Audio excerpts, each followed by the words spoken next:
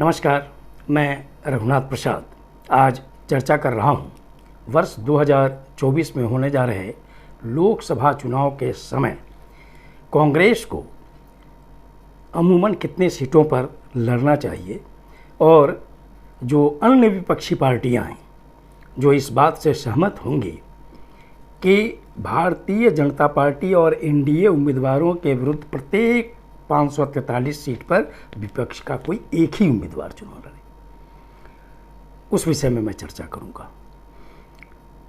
2022 के सितंबर से बिहार के माननीय मुख्यमंत्री श्री नीतीश कुमार जी लगातार प्रयासरत हैं और उन्होंने लगभग उत्तरी भारत के सभी विपक्षी नेताओं से मुलाकात कर ली है और ज़्यादातर प्रतिक्रियाएं सकारात्मक रही हैं। दक्षिण भारत के नेताओं से मैं समझता हूं कि उनकी बात निश्चित तौर पर फ़ोन वगैरह पे हुई होगी, इसलिए कि अब यह सूचना आ रही है कि पटना में ही, जैसा कि सुश्री ममता बनर्जी जी माननीय मुख्यमंत्री पश्चिम बंगाल ने कहा था कि बिहार क्रांति की भूमि रही है, इसीलिए विपक्षी दलों की बैठक पटना में ही हो। माननीय मुख्यमंत्री श्री नीतीश कुमार जी पहले ही अपना दृष्टिकोण साफ कर चुके थे कि बिना कांग्रेस के विपक्षी एकता का सवाल ही नहीं पैदा होता है, धुरी कांग्रेस को ही बननी चाहिए। और उन्होंने कहा था कि कर्नाटक के चुनाव के बाद पटना में बैठक पर विचार किया जाएगा सभी दलों की सहमति से। कर्नाटक का चुनाव परिणाम विपक्षी खेमे के लिए उत्साहवर्धक है और आज से कल तक कहिए कि आज से कल तक चूँकि वहाँ पर सरकार का भी गठन हो जाएगा, इसीलिए आगे की प्रक्रिया विपक्षी एकता के लिए तेज गति पकड़ेगी। बहुत सकारात्मक बात आई है कर्नाटक के रिजल्ट के तुरंत बाद। माननीय सुश्री ममता बनर्जी की ओर से कहा गया कि कांग्रेस पार्टी 200 लोकसभा सीटों पर चुनाव लड़े और अन्य दलों को वह सहयोग करे, 200 सीटों पर अन्य दल उनका सहयोग करेंगे। तो समाजवादी पार्टी के राष्ट्रीय अध्यक्ष माननीय श्री अखिलेश यादव जी की भी प्रतिक्रिया सकारात्मक रही कि श्री नीतीश कुमार, सुश्री ममता बनर्जी, श्री केसीआर प्रयासरत हैं और विपक्षी एकता की गति आगे बढ़ रही है। इसका मतलब ये हुआ कि अब सभी दल लगभग इस बात पर राजी हो गए हैं कि बीजेपी के विरुद्ध प्रत्येक लोकसभा सीट पर एक ही कैंडिडेट चुनाव लड़े। मैंने प्रत्येक राज्य, केंद्र शासित प्रदेश वगैरह का जो लोकसभा सीट हैं उसमें एक अनुमान मैंने लगाया कि कांग्रेस पार्टी इतने सीटों पर यदि लड़ती है तो मुझे लगता है कि सभी विपक्षी दल कमोबेश तैयार हो जाएंगे और वे इन सीटों पर संयुक्त रूप से पहल करेंगे, उनकी मदद करेंगे। और कांग्रेस पार्टी का संगठन चूँकि पूरे देश में है, इसलिए कांग्रेस पार्टी का यह फर्ज होगा कि उनके पूरे देश में जो कार्यकर्ता हैं और जो संगठन है वो खुलकर विपक्षी कैंडिडेट की मदद करें, क्योंकि आज भी पूरे देश में उसका प्रभाव है। सबसे पहले आंध्र प्रदेश, वहाँ पर चूँकि दो क्षेत्रीय दल महत्वपूर्ण हैं, टीडीपी और वाईएसआरसी, और दोनों का रुख हमेशा बदलता रहता है, इसलिए कुछ कहना बहुत मुश्किल है कि क्या होगा। लेकिन कांग्रेस पार्टी को प्रयास करना चाहिए और अन्य विपक्षी दलों को प्रयास करना चाहिए कि इसमें भी कम से कम एक पार्टी से समझौता हो।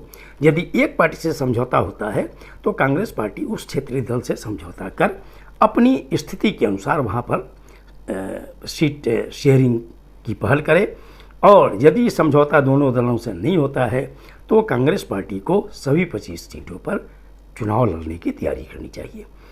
अरुणाचल प्रदेश में 2 सीट हैं, दोनों पर कांग्रेस को ही लड़ना चाहिए। असम में 14 सीटें हैं, वहाँ एक क्षेत्रीय दल है श्री अजमल साहब की, और मैं समझता हूं कि वहां पर अगर कांग्रेस 10 सीट पर चुनाव लड़े और अजमल साहब की पार्टी के लिए 4 सीट छोड़ दे तो ये ज़्यादा बेहतर होगा। बिहार में कुल 40 सीट है। कांग्रेस पार्टी को बिहार में 5 सीट महागठबंधन की ओर से निश्चित तौर पर देने की कार्रवाई होनी चाहिए और 5 सीट अन्य जो गठबंधन में सहयोगी दल हैं जदयू और आरजेडी को छोड़कर वो मिले और जदयू आरजेडी 30 सीट पर 15-15 सीट पे चुनाव लड़ सकती है। छत्तीसगढ़ में 11 सीट हैं और वो 11 सीट पर कांग्रेस को ही चुनाव लड़ना चाहिए। गोवा में 2 सीट कांग्रेस को ही दोनों सीट पर लड़ना चाहिए। गुजरात में 26 सीट, वहाँ पे चूँकि आम आदमी पार्टी का प्रभाव अच्छा बढ़ा है इसलिए आम आदमी पार्टी को 6 सीट लड़ना चाहिए और कांग्रेस को 20 सीट लड़ना चाहिए। हरियाणा में 10 सीट है तो इंडियन नेशनल लोक दल को कम से कम 2 सीट लड़ने के लिए देना चाहिए और 8 सीट पर कांग्रेस पार्टी को चुनाव लड़ना चाहिए। हिमाचल प्रदेश में 4 सीट है, चारों सीट पर कांग्रेस पार्टी को चुनाव लड़ना चाहिए। झारखंड में 14 सीट हैं तो झारखंड मुक्ति मोर्चा और कांग्रेस के बीच 7-7 सीट पर चुनाव लड़ने की सहमति बनाई जा सकती है। कर्नाटक में 28 सीट हैं, वहाँ जनता दल सेकुलर 10 सीट पर चुनाव लड़ सकती है और कांग्रेस पार्टी को 18 सीटों पर चुनाव लड़ना चाहिए। केरल में 20 सीट है, वहाँ पर यदि वामपंथी मोर्चा और कांग्रेस में तालमेल होना चाहिए लेकिन वहाँ पर उम्मीद कम है चूँकि वही दोनों आमने सामने होते हैं तो 20 सीट पर कांग्रेस पार्टी ही चुनाव लड़ सकती है। मध्य प्रदेश में 29 सीट हैं, समाजवादी पार्टी का कुछ क्षेत्रों पर अच्छा प्रभाव है। कांग्रेस को चाहिए कि 1 सीट कम से कम समाजवादी पार्टी के लिए छोड़ दे और 28 सीट कांग्रेस पार्टी स्वयं लड़े। महाराष्ट्र में 48 सीट है जो कांग्रेस पार्टी है, नेशनलिस्ट कांग्रेस पार्टी है और शिवसेना है, तीनों की ताकत करीब करीब बराबर है, इसलिए 16-16 सीट पर तीनों पार्टियों को चुनाव लड़ना चाहिए। मणिपुर की 2 सीट दोनों लड़ना चाहिए कांग्रेस को। Meghalaya 2 seat, Mizoram 1 seat, Nagaland 1 seat, ये 4 सीट कांग्रेस पार्टी को ही लड़ना चाहिए। उड़ीसा में जो 21 सीट अगर बीजू जनता दल चूँकि वो अकेले भी बीजेपी से मुकाबला के लिए उसके पास क्षमता है, अगर वो कांग्रेस से तालमेल करना चाहे तो कांग्रेस पार्टी के लिए बीजेडी को 5 सीट कम से कम अवश्य छोड़ना चाहिए और 16 सीट पर बीजेडी को लड़ना चाहिए। पंजाब में चूँकि अब सरकार हो गई है आम आदमी पार्टी की, उसका काफ़ी प्रभाव है, इसलिए मैं समझता हूँ कि पंजाब में 8 सीट आम आदमी पार्टी और 5 सीट कांग्रेस पार्टी को चुनाव लड़ना चाहिए। राजस्थान में जो 25 सीट है, चूँकि राष्ट्रीय लोक दल का कुछ क्षेत्रों में अच्छा प्रभाव है, इसलिए राष्ट्रीय लोक दल को 1 सीट कम से कम वहाँ छोड़ना चाहिए और 24 सीट पर कांग्रेस को लड़ना चाहिए। सिक्किम की 1 सीट कांग्रेस लड़े। तमिलनाडु में जो 39 सीट है उसमें 10 सीट कांग्रेस को लड़ना चाहिए और 29 सीट धर्मनिरपेक्ष कशगम और उनके साथ जो अन्य छोटी छोटी पार्टियां हैं या वामपंथी मोर्चा के दल हैं उनमें समझौता होना चाहिए। तेलंगाना में जो 17 सीट है वहाँ जबकि केसीआर के साथ सीधा संघर्ष होगा कांग्रेस का, लेकिन भारतीय जनता पार्टी के भी चूँकि 4 सांसद हैं वहाँ, इसीलिए वहाँ पर भी लड़ाई त्रिकोणात्मक न हो, इसलिए टीआरएस और कांग्रेस के बीच समझौता होना चाहिए और कांग्रेस पार्टी के लिए 4 सीट और टीआरएस के लिए 13 सीट पर समझौता की बात की जा सकती है। त्रिपुरा में 2 सीट है, दोनों कांग्रेस को लड़ना चाहिए।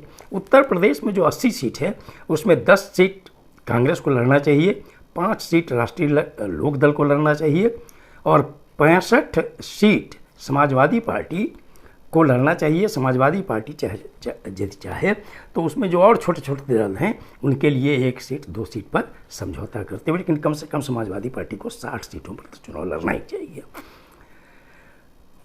उत्तराखंड की 5 सीट कांग्रेस पार्टी को लड़ना चाहिए। पश्चिम बंगाल में 42 सीट हैं, यहाँ भी थोड़ी दिक्कत वाली बात है, लेकिन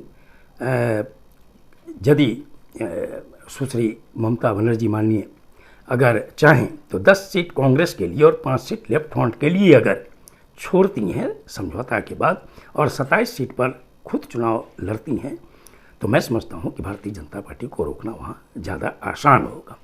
दिल्ली की जो 7 सीटें हैं उसमें 4 और 3 पर समझौता किया जाना चाहिए। 4 सीट आम आदमी पार्टी, 3 सीट कांग्रेस को लड़ना चाहिए।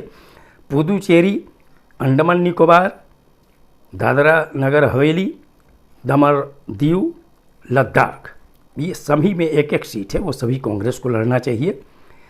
चंडीगढ़ की एक सीट कांग्रेस को लड़नी चाहिए। लक्षद्वीप में चूँकि सांसद एनसीपी के हैं इसलिए एनसीपी को लड़ना चाहिए। जम्मू कश्मीर में 5 सीट है, उसमें 1 सीट कांग्रेस को लड़ना चाहिए, 4 सीट अपने सहयोगी दल के लिए छोड़ देना चाहिए।